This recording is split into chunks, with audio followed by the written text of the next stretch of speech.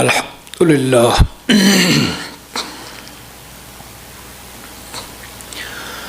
الحمد للہ نحمده ونستعینه ونستغفره ونؤمن به ونتوکل علیہ ونعوذ باللہ من شرور انفسنا ومن سیئات اعمالنا من يهده اللہ فلا مضل له ومن يضلل فلا هادی له ونشهد أن لا إله إلا الله وحده لا شريك له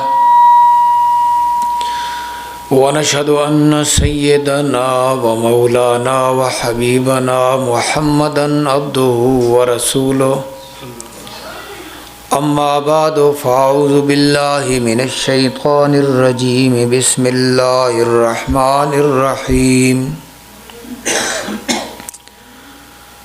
سيقول السفهاء من الناس ما ولاهم عن قبلتهم التي كانوا عليها قل لله المشرق والمغرب يهدي من يشاء إلى صراط مستقيم وَكَذَلِكَ جَعَلْنَاكُمْ أُمَّةً وَسَطًا لِتَكُونُوا شُهَدَاءَ عَلَى النَّاسِ وَيَكُونَ الرَّسُولُ عَلَيْكُمْ شَهِيدًا وَمَا جَعَلْنَا الْقِبْلَةَ الَّتِي كُنْتَ عَلَيْهَا إِلَّا لِنَعْلَمَ مَنْ يَتَّبِعُ الرَّسُولَ مِمَّنْ يَنْقَلِبُ عَلَى عَقِبَيْهِ وَإِنْ كَانَتْ لَكَبِيرَةً إِلَّا عَلَى الَّذِينَ هَدَى اللَّهُ وَمَا كَانَ اللَّهُ لِيُضِيعَ إِيمَانَكُمْ إِنَّ اللَّهَ بِالنَّاسِ لَرَءُوفٌ رَحِيمٌ يَا أَيُّهَا الَّذِينَ آمَنُوا صَلُّوا عَلَيْهِ وَسَلِّمُوا تَسْلِيمًا اللهم صل على سيدنا ومولانا محمد وعلى آل سيدنا ومولانا محمد صلاة دائمة مقبولة تؤدي بها عنا حقه العظيم الصلاة والسلام عليك يا رسول الله وعلى آلك وأصحابك يا حبيب الله هو الحبيب الذي ترجى شفاعته لكل هول من الأهوال مقتحم يا رب بالمصطفى بلغ مقاصدنا واغفر لنا ما مضى يا واسع الكرم یا اکرم الخلق مالی من الوذ به سواک عند حلول الحادث العممی فإن من جودك الدنيا وضرتها ومن علومك علم اللوح والقلم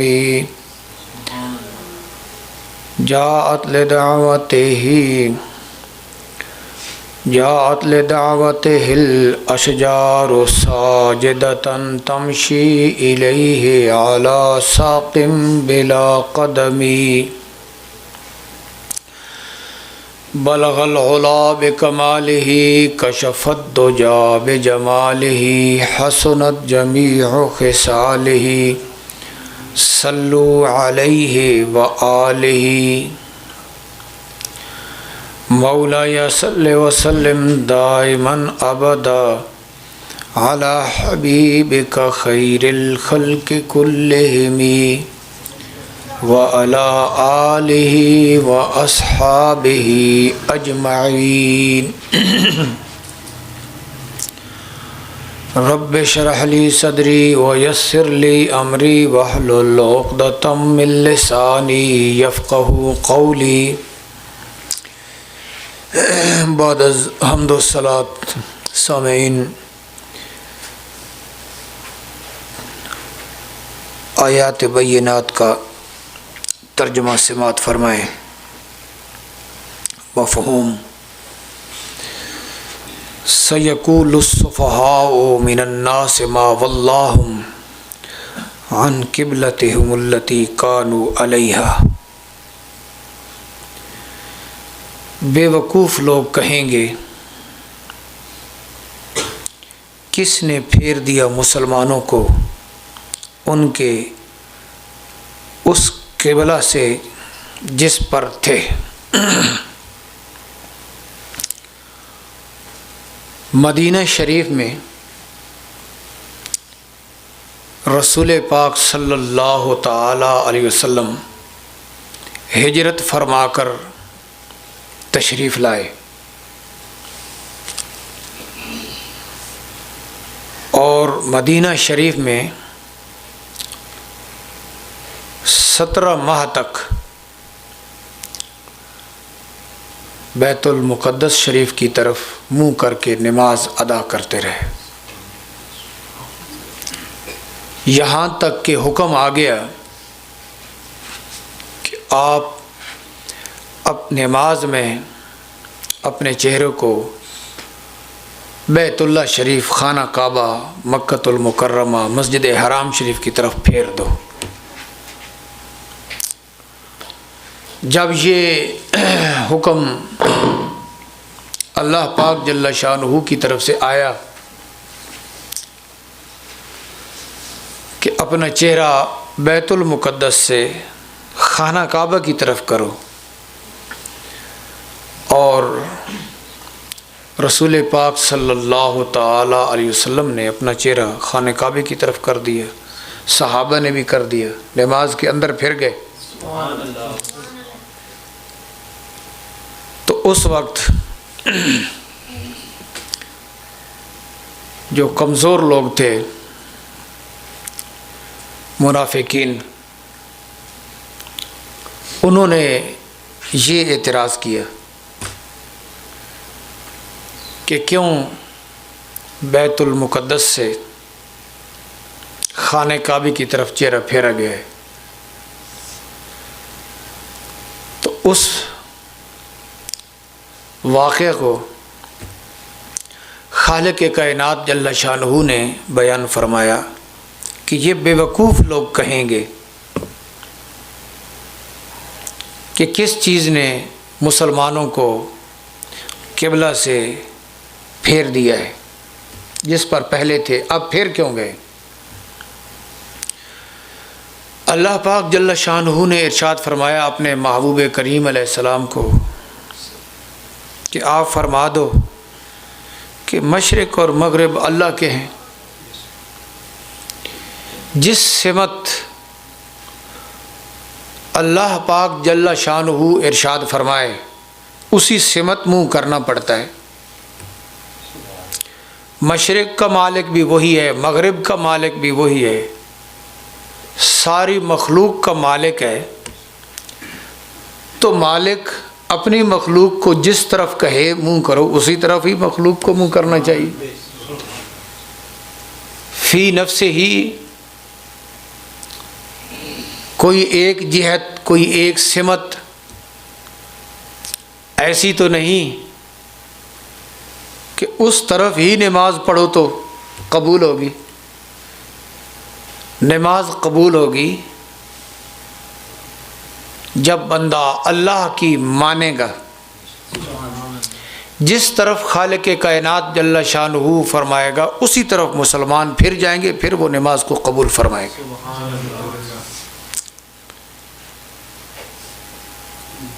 یہدی من یشاء الی صراط مستقیم، جسے چاہے سیدھے راستے پہ چلا دیتا ہے۔ وَكَذَلِكَ جَعَلْنَاكُمْ أُمَّةً وَسَطًا لِتَكُونُوا شُهَدَاءَ عَلَى النَّاسِ وَيَكُونَ الرَّسُولُ عَلَيْكُمْ شَهِيدًا۔ اور بات یوں ہی ہے کہ ہم نے تمہیں سب امتوں سے افضل کر دیا۔ اللہ پاک جل شانہ نے امت مصطفیٰ کو تمام امتوں سے بلند و بالا مقام عطا فرما دیا۔ جعلناکم امتا وسطا، ہم نے تمہیں شان والی افضلیت والی امت بنا دیا ہے، تاکہ تم لوگوں کے اوپر گواہ ہو جاؤ اور یہ رسول تمہارے اوپر گواہ ہے۔ امت مصطفیٰ سابقہ امتوں پر گواہ اور رسول پاک صلی اللہ تعالی علیہ وسلم اپنی امت پر گواہ۔ تفصیل آگے کچھ تفسیر آئے گی، یہ مفہوم اور ترجمہ سمجھانے کے لیے کچھ تھوڑا سا ساتھ بیان کر رہا ہوں۔ اور ارشاد فرمایا کہ وَمَا جَعَلْنَا الْقِبْلَةَ الَّتِي كُنْتَ عَلَيْهَا إِلَّا لِنَعْلَمَ مَنْ يَتَّبِعُ الرَّسُولَ مِمَّنْ يَنْقَلِبُ عَلَىٰ عَقِبَيْهِ،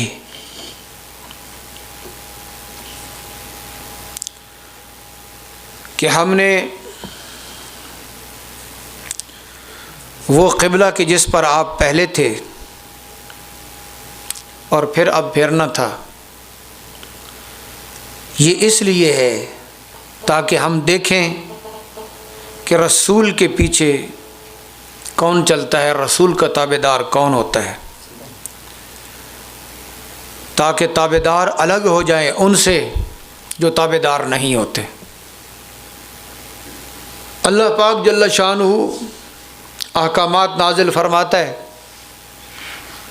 اور وہ جانتا ہے کہ اس میں جو حکمت رکھی ہے، اس میں جو حکمت خالق کائنات نے رکھی ہے اسے وہ جانتا ہے۔ تو ارشاد فرمایا کہ ہم نے یہ سب کچھ اس لیے کیا ہے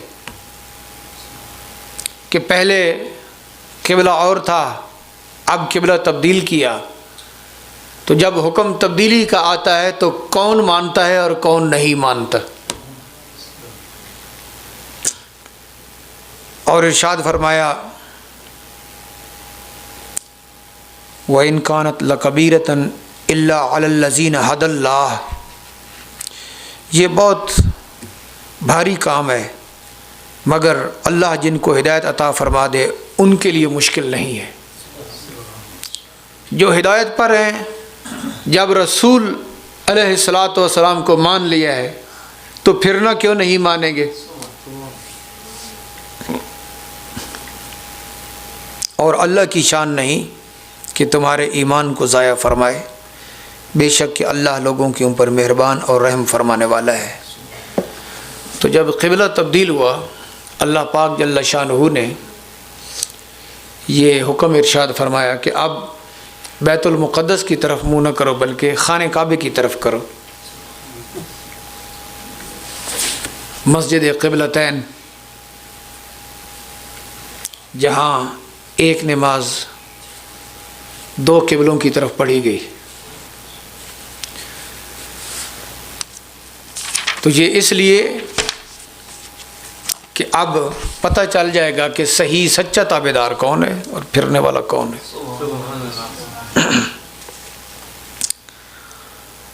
بے وقوف لوگ سیقول صفحاء صفی، بے وقوف لوگ کہتے ہیں،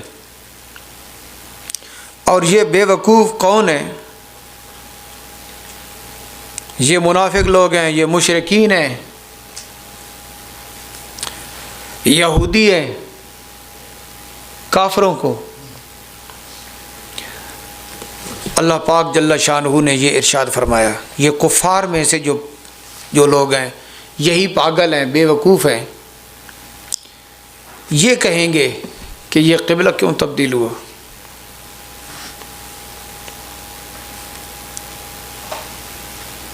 اللہ پاک جل شانہ کو جو مانتا ہے، رسول پاک صلی اللہ تعالی علیہ وسلم کو جو مانتا ہے، آپ یہ بات سمجھ رہے ہیں کہ جب اللہ پاک جل شانہ کی طرف سے حکم آئے کہ منہ بیت المقدس کی طرف کرو تو مسلمان بیت المقدس کی طرف منہ کریں گے، جب حکم آیا کہ خانہ کعبہ کی طرف کرو تو بیت اللہ کی طرف منہ کریں گے۔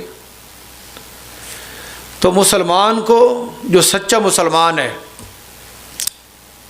اسے تو کوئی پریشانی نہیں ہوگی کیونکہ وہ تابعدار ہے، اسے پتہ ہے کہ میں نے اللہ رسول کے پیچھے چلنا ہے۔ جب وہ فرمائیں کہ منہ بیت المقدس کی طرف کرو تو منہ بیت المقدس کی طرف کر لیں گے، جب فرمائیں کہ خانہ کعبے کی طرف کرو تو ادھر کر لیں گے۔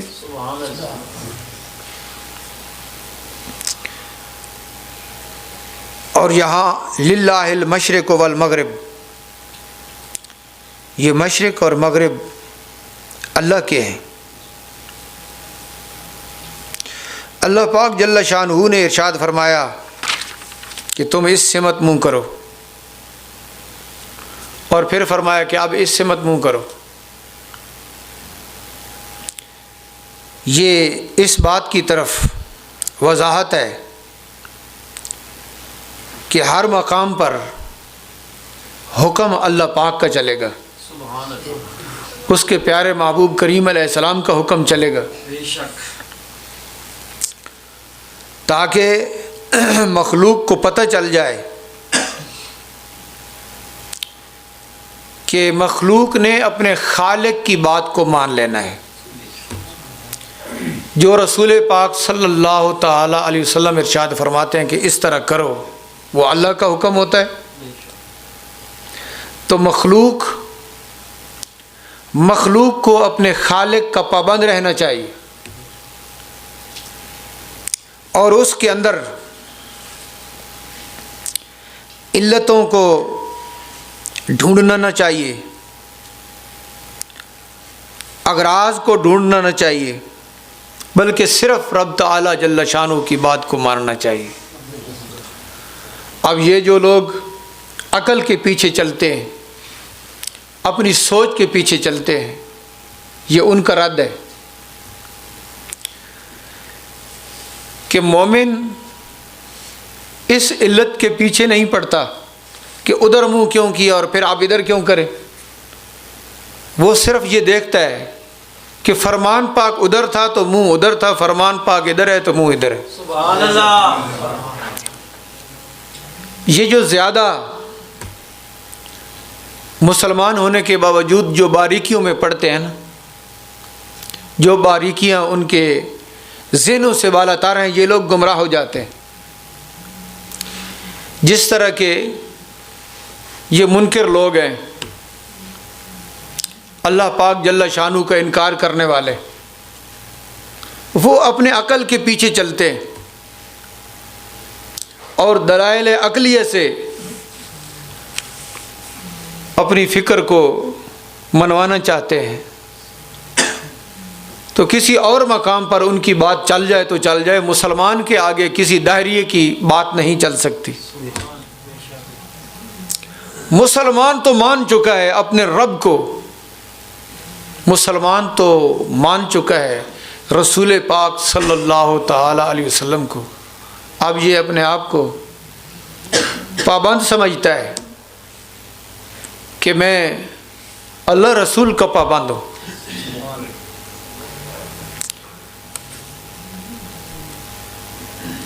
یہاں ارشاد فرمایا علامہ اسم الحقی نے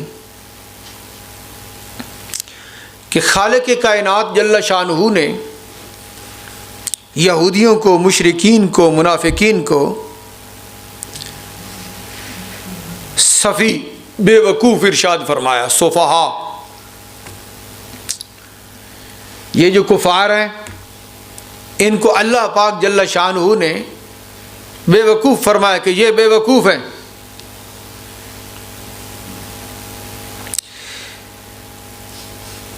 اس کی وجہ ارشاد فرمائی، وجہ یہ ہے کہ اس حقیقت کو سمجھنے سے رکاوٹ ان کا عقل تھا، انہوں نے اپنے عقل کو استعمال کیا۔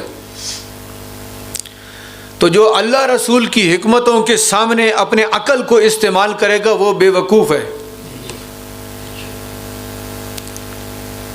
علامہ اسم الحقی رحمہ اللہ نے ارشاد فرمایا کہ خالق کائنات جل شانہ نے ان کو اس لیے یہ بے وقوف فرمایا کہ انہوں نے دین اسلام کی جو حقانیت ہے اسے سمجھنے کے لیے اپنے عقل کو استعمال کیا، تو جہاں تک دائرہ عقل کا ہے وہاں تک ہی رہے، آگے نہ جائے۔ رسول جب یہ دعویٰ کرتے ہیں کہ ہم اللہ کی طرف سے رسول بن کر آئے ہیں اور وہ اپنی شان کو دکھاتے ہیں، تو اب عقل یہ کہتا ہے کہ یہ عام بندہ نہیں ہے، یہ اللہ کا رسول ہے۔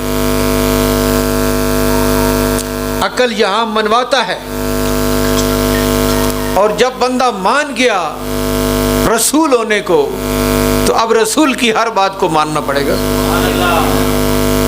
عقل یہاں تک کام کرتا ہے کہ جب رسول آتے ہیں، نبی آتے ہیں، وہ بتاتے ہیں کہ ہم رسول ہیں، ہم نبی ہیں، تو پھر عقل کے ساتھ وہ دیکھتے ہیں کہ یہ جو بات کر رہے ہیں، جو دعویٰ کر رہے ہیں اور جو اس پر دلیل دے رہے ہیں، یہ عام بندہ تو نہیں کر سکتا، تو اس عقل سے پھر وہ نبی اور رسول کو مانتے ہیں۔ جس طرح کہ حضرت موسیٰ علیہ السلام کے مقابل جادوگر آئے نہیں تھے، اور جب حضرت موسیٰ علیہ السلام نے اپنا عصا ڈالا تو جادوگر عاجز ہو گئے۔ اب انہوں نے اپنے عقل کو استعمال کیا کہ ہم بھی بڑے جادوگر ہیں، لیکن جہاں ہمارا جادو ناکام ہو چکا ہے، یہ اللہ کی طرف سے بھیجا ہوا کوئی خاص بندہ ہی ہو سکتا ہے۔ اب وہ مان گئے کہ یہ جادوگر نہیں بلکہ اللہ کا نبی اور رسول ہے۔ یہاں تک تو عقل آنا چاہیے، اور اس سے آگے پھر جب احکامات آتے ہیں تو پھر یہ عقل کی پہنچ سے باہر ہے، پھر عقل اس حکمت کو نہیں سمجھ سکتا،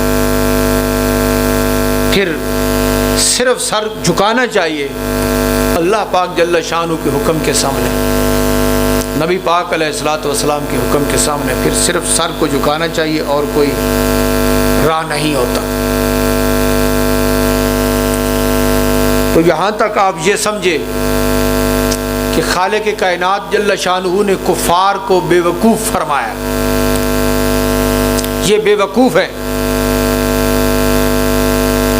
جو اللہ رسول کے سامنے اپنے عقل کو استعمال کرتے ہیں، اللہ رسول کی حقیقت کو نہیں سمجھتے، یہ بے وقوف ہے۔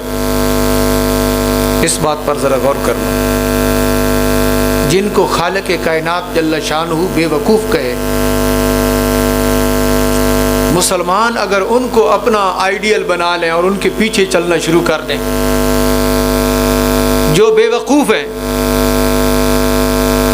کیونکہ عقل مند وہ ہے جو رسول کا تابع دار ہے، جو اللہ پاک کا اطاعت گزار ہے۔ جو اللہ رسول کو نہیں مانتا، جو کافر ہے، وہ عقل مند نہیں ہو سکتا، وہ بے وقوف ہے۔ تو اب آپ سوچیں، اس بات میں غور و فکر کریں کہ خالق کائنات جل شانہ جن کو بے وقوف فرمائے اور وہ مسلمانوں کے اوپر حکومت کر رہے ہوں، تو مسلمان کتنی سمجھداری میں ہے پھر؟ یا مسلمان جن کو اپنا یہ سمجھیں کہ یہ ہمارے لیے ایک نمونہ ہے، یا مسلمان جن کے پیچھے چلنا چاہیں یا چل رہے ہیں، اب ان کو کیا کہنا چاہیے؟ جن کو کافر کی تہذیب اچھی لگتی ہے، جن کو کافر کے طریقے اچھے لگتے ہیں، اور جو کافر کو کافر بھی نہیں کہنا چاہتے، ان کو کیا کہنا چاہیے؟ جو بے وقوفوں کو اپنا بڑا سمجھ رہے اور جو بے وقوفوں کے نیچے لگے ہوئے ہیں اور جو بے وقوفوں کو بہت بڑا سمجھتے ہیں، یاد رکھیں، جو کامل مسلمان ہوگا، جس کا ایمان زندہ ہے، وہ کافر کو کبھی اپنا آئیڈیل نہیں بنائے گا، وہ کافر کی کسی تعلیم، تہذیب، ثقافت سے پیار نہیں کرے گا، وہ کافر کے کسی بھی معاملے کو پسند نہیں کرے گا۔ بلکہ اس سے الگ رہے گا اور اس کے ساتھ نفرت رکھے گا. اور یہی کام ضروری ہے امت مسلمہ کے لیے. اسی بیماری میں سارے پڑے ہوئے. کافر سے الگ ہونا، کافر سے نفرت رکھنا، یہ مسلمان کے لیے ضروری ہے. اور جس دن کافر سے نفرت مسلمان کی پکی ہو گئی، اس سے الگ ہو گیا، تو پھر ہماری مسجدیں نمازیوں سے بھی بھر جائیں گی. پھر قرآن حکیم کی تلاوت بھی عام ہو جائے گی. جب کافر کے طریقے کو چھوڑ کر سنت رسول کو سینے سے لگایا گیا، پھر مسلمان کو بات سمجھ آئے گی. اللہ پاک جل شانہ نے ارشاد فرمایا وذکر فإن الذکریٰ تنفع المؤمنین. پیارے محبوب نصیحت فرمائیے، آپ کی نصیحت مومنین کو فائدہ دے گی. تو رسول پاک صلی اللہ تعالی علیہ وسلم کی نصیحتوں نے کفار کو تو فائدہ نہیں دینا، مومنین کو فائدہ دینا ہے. اور رسول پاک صلی اللہ تعالی علیہ وسلم کی طرف سے جو نصیحت ہے، جو ہدایت ہے، وہ ایمان والا قبول کرے گا، اور اثر بھی اسی پہ ہوگا جس کے اندر ایمان کا نور موجود ہے اور کافر سے نفرت رکھتا ہے. جو بندہ کافر سے نفرت نہیں رکھتا اسے کبھی دین اسلام سمجھ نہیں آ سکتا. جو کافر سے نفرت نہیں رکھتا اس کے دل میں کبھی سنت رسول کی اہمیت نہیں آ سکتی، اس کو کوئی فائدہ نہیں ہو سکتا. تو اصل میں بنیاد یہ ہے کہ کافر بے وقوف ہے، اور جو کافر کے پیچھے لگا ہوا ہے وہ اس سے بھی بڑا بے وقوف ہے. کافر بے وقوف ہے، اور جسے کافر کے طور طریقے اچھے لگتے ہیں وہ اس سے بھی بڑا بے وقوف ہے. تو آپ معاشرے میں دیکھتے ہیں باہر گلیوں میں پاگل اور بے وقوف پھر رہے ہوتے ہیں. کوئی بات مانتے ہیں؟ سنتے ہیں کوئی بات؟ اے جڑے جھلے باہر وطنے ہونے ہیں کوئی گل منے نہیں نہ منے نے، او جے جھلے گل نہیں منے نے. تو جس مسلمان کے دل میں کافر کے ساتھ نفرت نہیں ہے وہ کبھی اسلام کی بات کو سمجھ نہیں سکتا، اس کو سمجھ نہیں آ سکتی. یہ ضروری ہے کہ کافر کو کافر سمجھو اور بے وقوف سمجھو. جو قرآن نے کہا ہے کہ وہ بے وقوف لوگ ہیں. اب لوگ کہتے ہیں کہ کافر بڑا عقل مند ہے، بڑی ترقی کر گئے، بڑی اچھی زندگی بسر کر رہا ہے، ہمیں بھی اسی طرح کرنا چاہیے. معاشرہ کہتا ہے یہ نہیں کہتا؟ کہتے ہیں کافر بڑی ترقی کر گئے، بڑا سمجھدار ہے، بڑا آگے چلا گیا ہے. تو اب مسلمان یہ فخر محسوس کرتے ہیں کہ ہم کافر کے ملک میں چلے جائیں تو وہاں بڑے سکون سے رہیں گے ہم، کیونکہ وہ بڑی ترقی کر گئے، وہاں بڑی سہولتیں ہیں، بڑی سمجھداری ہے، بڑا انصاف ہے.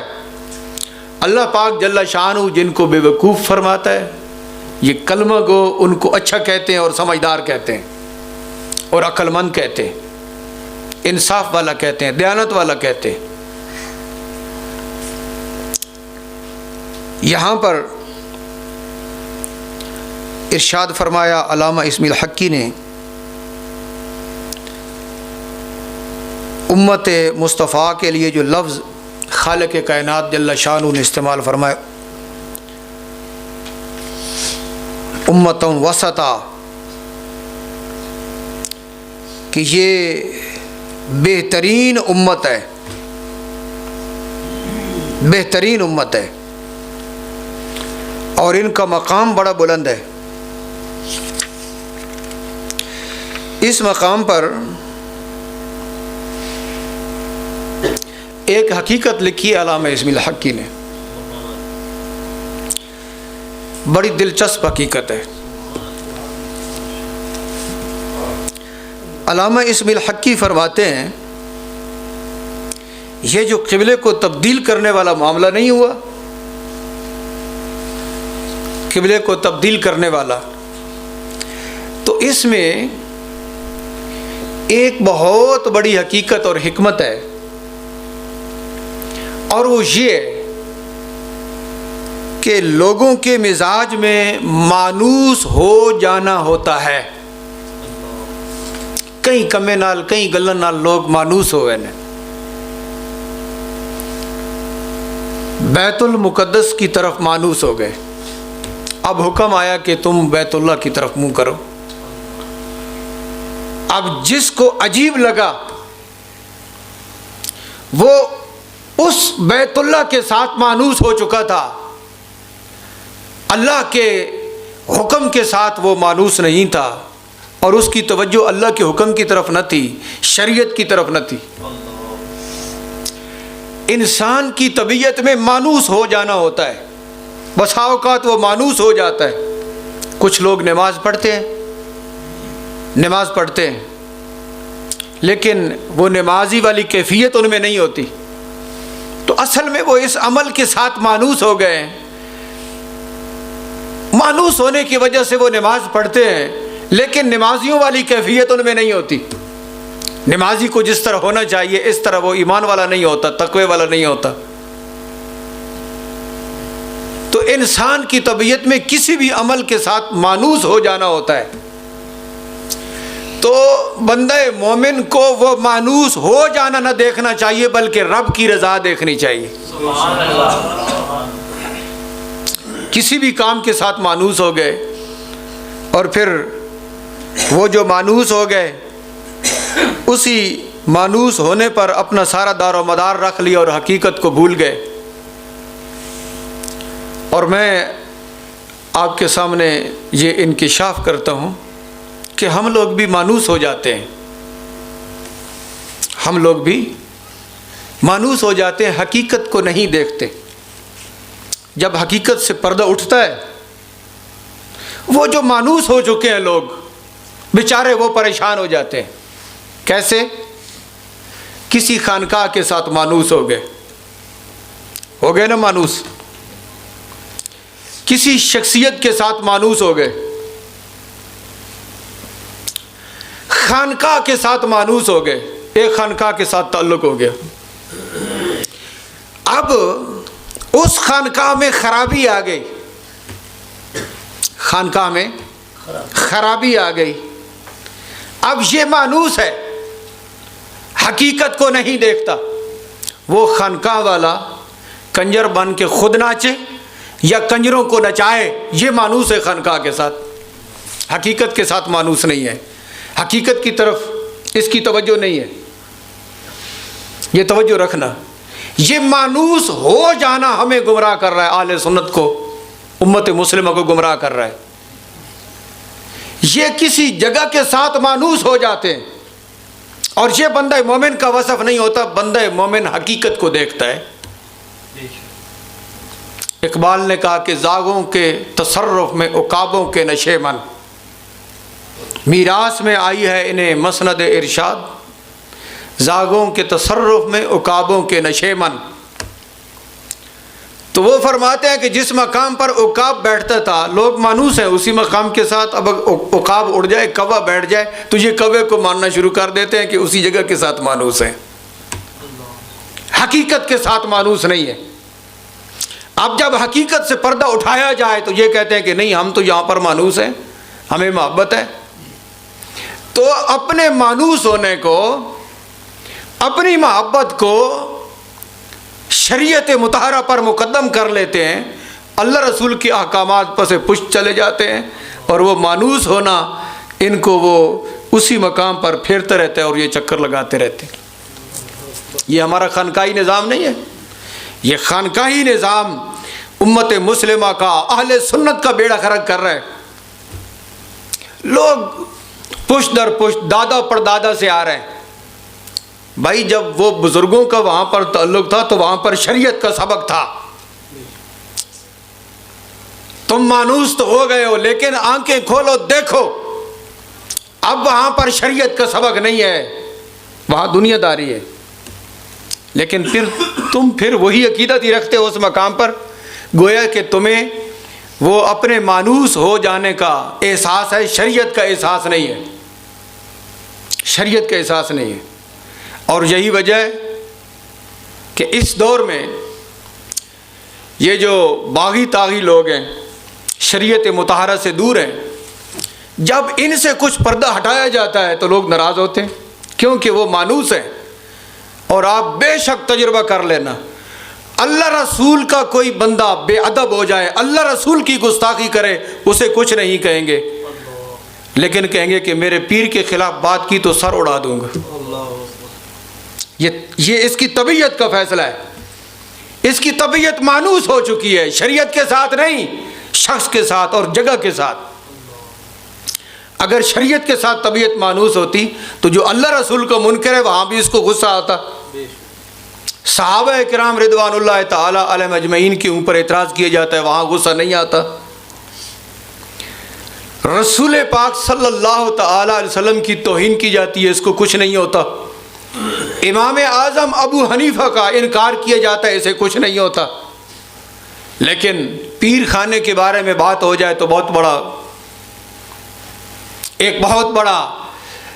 ایک فساد اٹھ جاتا ہے. اب بات یہ ہے کہ مانوس ہو گئی طبیعتیں خانقاہوں کے ساتھ، اور جو خانقاہی سلسلے ہیں وہ انتہائی دین سے دور ہیں. یہی تو وجہ ہے کہ آج اعتراض ہوتا ہے کہ خانقاہوں میں کیا کچھ ہو رہا ہے. یہ اہل سنت ہے؟ یہ قطعاً اہل سنت نہیں ہے. نہ اہل سنت کے ایسے عقائد ہیں، نہ اہل سنت کے ایسے معمولات ہیں. اب بات یہ ہے کہ ایک طرف شریعت ہے اور ایک طرف یہ جس ماحول کے ساتھ ہم مانوس ہیں وہ خانقاہی ماحول ہے. ایک طرف شریعت ہے اور ایک طرف یہ ماحول ہے خانقاہی ماحول جس کے ساتھ طبیعت مانوس ہیں. تو اگر شریعت کی حفاظت کی جائے اور شریعت کی بات کی جائے تو خانقاہ والے ناراض ہوتے ہیں. اگر خانقاہ والوں کی تابع داری کی جائے تو شریعت جاتی ہے. اب مسلمان کو کیا کرنا چاہیے؟ شریعت کا دفاع کرنا چاہیے یا خانقاہوں کا دفاع کرنا چاہیے؟ شریعت کا دفاع کرنا چاہیے، خانقاہ کا نہ کرنا چاہیے. کیوں کہ وہ شریعت کے باغی ہو گئے. تو اب مسلمان کو یہ چاہیے کہ وہ شریعت کو بیان کرے اور مسلمانوں کو چاہیے کہ وہ شریعت کو سنیں اور اس کے مطابق رہیں. تو خانقاہ کے اندر بیٹھنے والا جب شریعت سے دور ہو گیا ہے تو پھر اس سے دور ہو جاؤ. اسے عقائد کو پتہ نہیں، اسے امت مسلمہ کے حوالے سے کچھ معلومات نہیں، وہ شریعت کی جو ہے وہ مخالفت کر رہا ہے، وہ نماز نہیں پڑھتا، اس کے چہرے پہ داڑھی مبارک نہیں ہے، اسے عقائد کو پتہ نہیں ہے.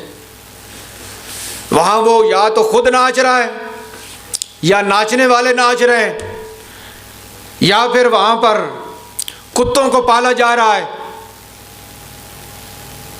اور وہاں پر درندوں کو کھلایا پلایا جا رہا ہے جس کا یہ مکلف نہیں ہے.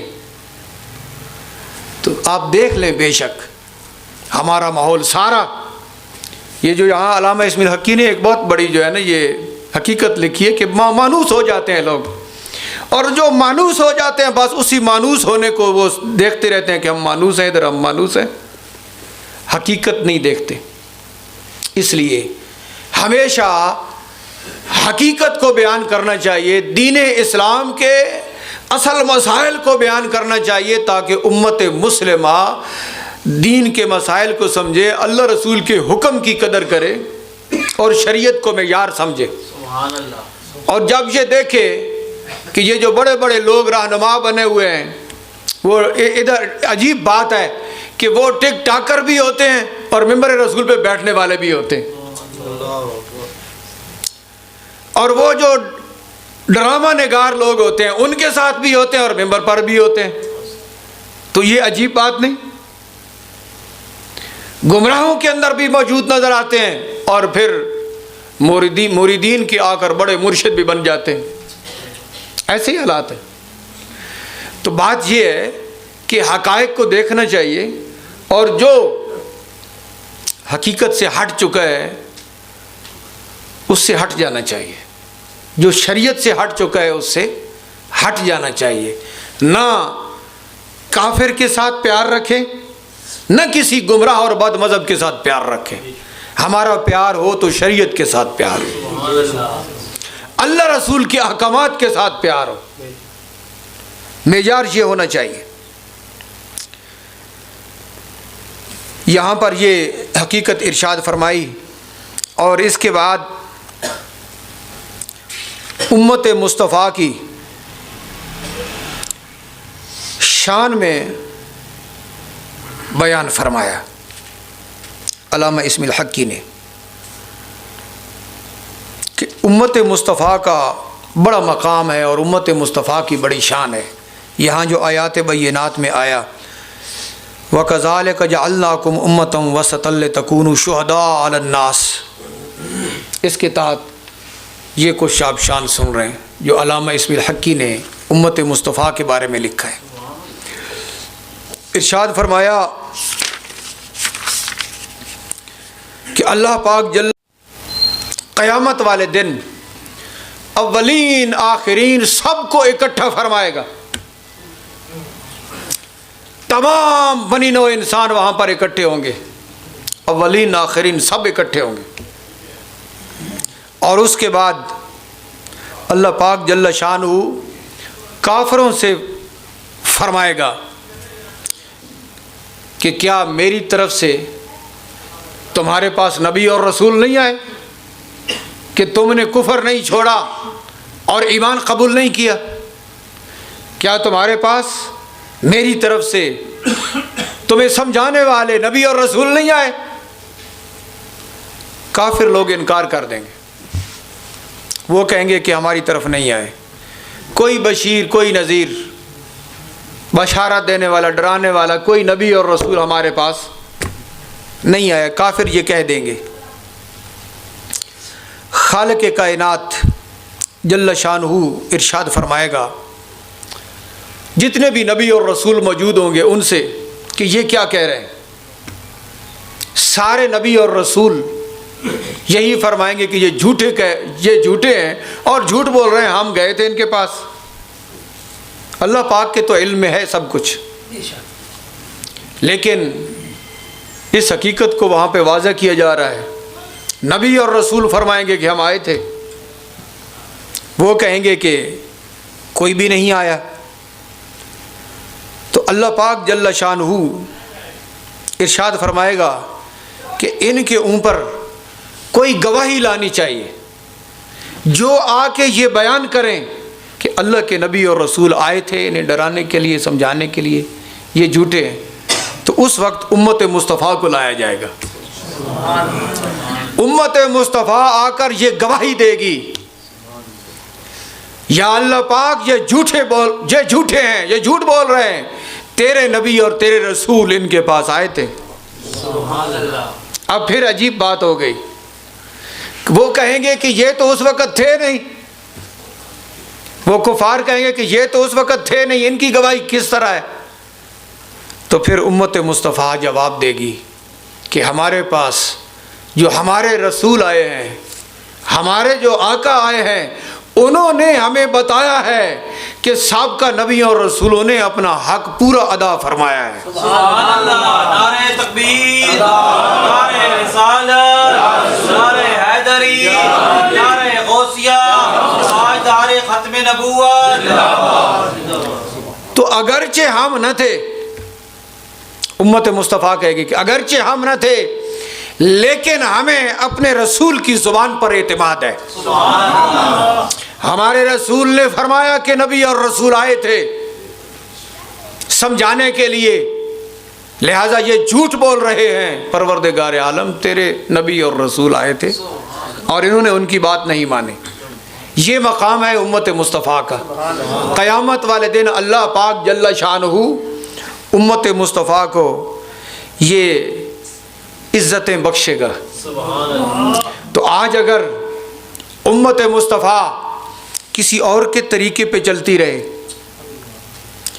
کسی اور سے تعلیم لیتی رہے، کسی اور سے تہذیب لیتی رہے، کسی اور سے ثقافت لیتی رہے، تو یہ امت مصطفیٰ کے لیے بڑے شرم کی بات ہے کہ ہے تو امت مصطفیٰ اور تو اوروں سے لے رہا ہے۔ امت مصطفیٰ کو سب کچھ اپنے نبی اور رسول سے لینا چاہیے، نہ کسی کی تعلیم کو اپنائے، نہ کسی کی تہذیب کو، نہ کسی کی ثقافت کو، نہ کسی کے معاملات کو، بلکہ تمام سے الگ ہو کر اپنے رسول کی سنت کے اوپر قربان ہو جائے۔ امت مصطفیٰ کا معیار یہ ہونا چاہیے۔ اور اس مقام پر یہ روایت بھی درج فرمائی علامہ اسماعیل حقی نے، جو نبی پاک علیہ الصلوۃ والسلام نے ارشاد فرمایا، علماء امتی کا انبیاء بنی اسرائیل، میری امت کے جو علماء ہیں یہ بنی اسرائیل کے نبیوں کی طرح ہیں۔ یہ روایت بھی درج فرمائی کہ میری امت کے جو علماء ہیں ان کا بڑا مقام ہے۔ اور میں آپ کو یہ بتاؤں کہ اس دور میں یہ جو گمراہی پھیل رہی ہے، جہان میں گمراہی پھیل رہی ہے، اس کی بنیادی وجہ یہ ہے کہ سارے لوگ دین کے ترجمان خود بنے بیٹھے ہیں، اور جن کے متعلق نبی پاک علیہ السلام نے فرمایا تھا کہ میری امت کے جو علماء ہیں وہ بنی اسرائیل کے نبیوں کی طرح ہیں، ان علماء کو لوگوں نے چھوڑ دیا ہے۔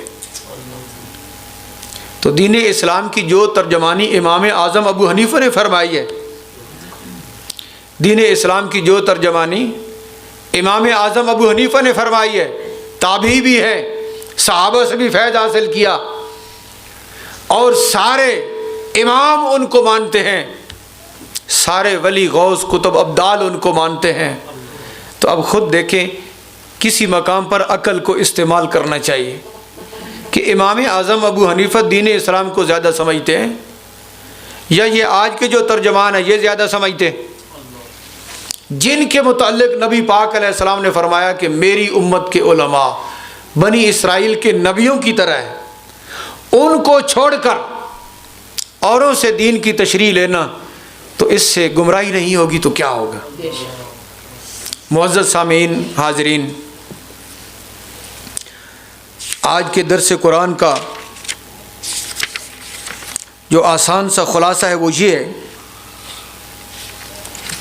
کہ جو امتی ہے وہ صرف اللہ پاک جل شانہ کے حکم کو دیکھتا ہے، رسول پاک صلی اللہ تعالی علیہ وسلم کے حکم کو دیکھتا ہے، اور اس کا اپنے آپ کو پابند بناتا ہے، کافر کے پیچھے نہیں چلتا بلکہ وہ اپنے رسول کے پیچھے چلتا ہے۔ اور کفار کو اللہ پاک جل شانہ نے بے وقوف فرمایا، تو جو بے وقوفوں کے پیچھے چلے گا وہ کبھی عقل مند نہیں ہو سکتا، اور جس کے اندر عقل کا ذرہ نہ ہو وہ کبھی بات کو قبول نہیں کر سکتا، سمجھ نہیں سکتا، قبول تو بعد میں ہے۔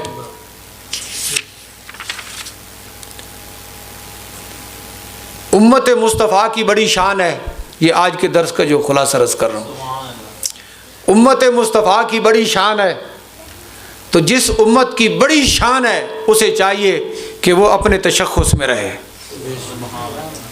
جس امت کی شان بڑی ہے وہ اپنے حلیے میں رہے، وہ امت اپنے طریقہ کار میں رہے، اپنے رسول کی تابعدار رہے، دوسروں کے پیچھے نہ چلے۔ اور رسول پاک صلی اللہ تعالی علیہ وسلم کی امت کے جو علماء ہیں یہ بنی اسرائیل کے نبیوں کی طرح ہیں، اس لیے دین اسلام کی ترجمانی خود نہیں کرنی چاہیے۔ جو ایسے علماء کر گئے ہیں صدیوں پہلے، ان علماء کے پیچھے چلنے سے ہی ہدایت ملے گی۔ اور یہ ہے خلاصہ کہ طبیعتیں مانوس ہو جاتی ہیں، طبیعتیں مانوس ہو جاتی ہیں۔ مجھے ایک شخص کہتا ہے کہ تمہیں پتہ ہے کہ ہم اپنے پیر کے بارے میں کوئی بات نہیں سن سکتے، ہم اپنے پیر کے بارے میں کوئی بات نہیں سن سکتے، شریعت کے خلاف سن سکتے ہو؟ تو شریعت کے خلاف سن لیتے ہیں، شریعت کی خلاف ورزی نہیں ہو رہی جہان میں۔ اللہ رسول کی لوگ بے ادبی اور توہین نہیں کر رہے، لیکن جہاں طبیعت مانوس ہے وہاں ہم کچھ نہیں ہونے دیں گے۔ یہ نہیں دیکھتے آپ لوگ، یہ جو جن کو سیاست کا جنون ہوتا ہے، کہتے ہیں کہ ہمارے لیڈر کی اگر کسی نے بات کی نا تو ہم اس کا سر پھوڑ کے رکھ دیں گے، یہ نہیں کہتے۔